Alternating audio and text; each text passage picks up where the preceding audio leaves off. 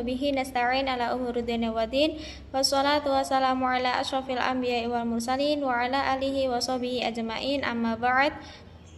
Yang terhormat kepada Bapak Masykur MSI selaku pengampu dosen mata kuliah Metodologi Studi Islam dan teman-temanku yang berbahagia. Baik, kami dari kelompok 7 akan mempresentasikan makalah kami yang berjudul Fikih atau Usul Fiqh. Sebelum itu, saya akan memperkenalkan kelompok saya terlebih dahulu. Saya Alfi Fitratun Naza, NIM 123-123, dan ada Mas Muhammad Fatikun Nada, NIM 123-116. Ada Mas Ahmad Irham, NIM 123-421, dan ada Mbak Nur Azizah, NIM 123-2007. Langsung saja materi pertama yang akan disampaikan oleh Mas Nada. Kepadanya kami persilahkan. Pengertian ilmu usul fikih. Ilmu usul fikih adalah ilmu yang membahas tentang kaidah-kaidah dan metodologi untuk memahami dan mengistimbatkan atau menggali hukum-hukum syariat dari sumber-sumbernya yang terperinci. Ia merupakan ilmu yang mengkaji dasar-dasar, metode, dan kaidah-kaidah yang digunakan dalam menetapkan hukum-hukum syariat Islam. Kata fikih yang secara bahasa berarti pemahaman, sedangkan secara istilah fikih adalah ilmu tentang hukum-hukum syar'i yang bersifat amali yang digali dari dalil-dalil yang terperinci. Tokoh-tokoh usul fikih yang pertama, Imam Abu Hanifah Nu'man bin Tasabbit pada era 80 Hijriah hingga 150 Hijriah. Yang kedua, Imam Malik bin Anas pada era 93 Hijriah hingga 179 Hijriah. Yang ketiga, Imam Muhammad bin Idris al-Syafi'i pada era 150 Hijriah hingga 204 Hijriah. Yang keempat, Imam Ahmad bin Muhammad bin Hambal pada era 164 Hijriah hingga 241 Hijriah. Perkembangan ilmu usul fikih.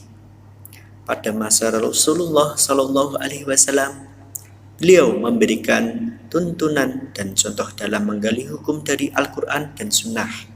Setelah wafatnya Rasulullah Shallallahu Alaihi Wasallam, para sahabat menjalankan upaya istihad untuk menjawab permasalahan-permasalahan baru yang muncul. Pada masa tabi'in, ilmu ini mulai terkodifikasi dan disusun secara sistematis oleh ulama-ulama terkemuka.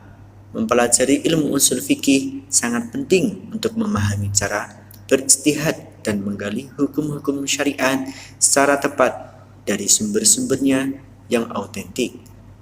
Ilmu ini memberikan pedoman dan kaidah-kaidah yang membantu seseorang mujtahid untuk memahami nas-nas syariat dengan benar dan mengistimbatkan hukum-hukum yang sesuai dengan maksud dan tujuan syariat Islam.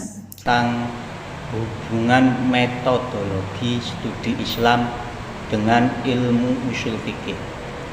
Yang pertama yaitu usul fikih sebagai landasan metodologi studi Islam. Usul fikih menyediakan kerangka berpikir dan metode yang sistematis untuk memahami dan menafsirkan sumber-sumber hukum Islam,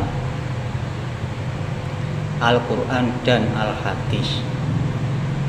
Yang kedua, metodologi studi Islam untuk memahami usul fikih.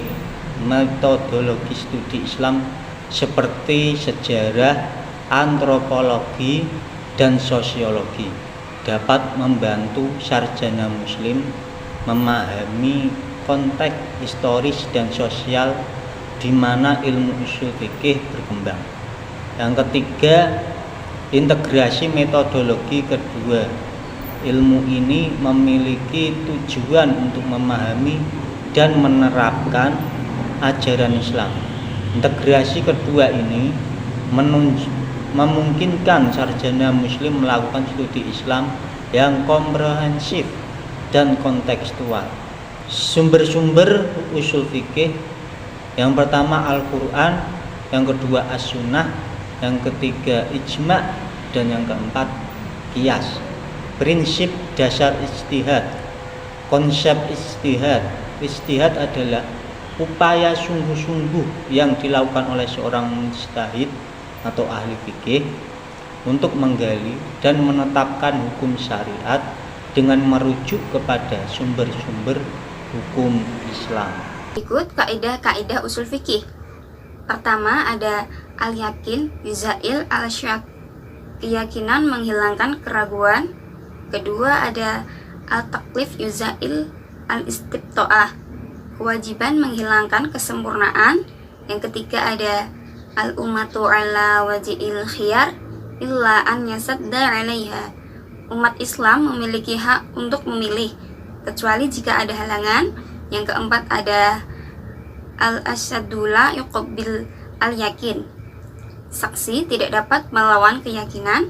Yang kelima ada al-hijabatu yuzail al-mahujub, penghalang menghilangkan yang terhalang. Yang keenam ada al-adah walibah ala al-nadharah, kebiasaan lebih kuat daripada keanehan. Yang ketujuh ada al-masaqqah tuzuil al-istito'ah, kesulitan menghilangkan kesanggupan. Yang kedelapan ada al-hukmu ala as-sa'i yaftakiru illa isbati wujudihi qabla isbati hukmihi. Yang kesembilan ada al-adillah la tadbutu illa bi al-bina, dalil tidak dapat dibuktikan kecuali dengan bukti. Dan yang ke-10 ada al-istighlal yuzail al-istihqaq, penguasaan menghilangkan hak.